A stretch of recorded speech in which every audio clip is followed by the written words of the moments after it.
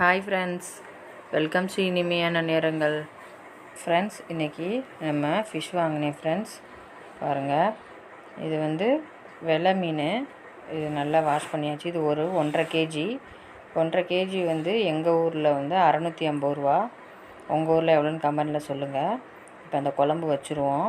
இப்போ இந்த கடாயில் ஆயில் ஊற்றி நல்லெண்ணெய் ஊற்றி ஒரு அரை டீஸ்பூன் வெந்தயம், அரை டீஸ்பூன் சோம்பு போட்டு நல்லா பொரிய விட்டுருங்க.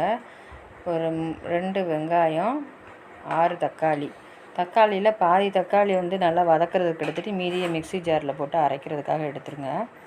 அவ்வளோ அந்த பாதி தக்காளி, இல்லை ஆனியன், சோம்பு, மிளகு, சீரகம், தேங்காய் ஒரு 1/4 கப்பு எல்லாம் போட்டு அரைச்சாச்சு. அதோடைய சில்லி பவுடரும் போட்டுருங்க. மீன் குழம்பு பொடி இருந்தாலும் அதையும் போட்டு ஒன்றா அரைச்சிருங்க. மறக்காமல் கொத்தமல்லி பொடி, அதாவது மல்லித்தூள் போட்டு அரைச்சிருங்க.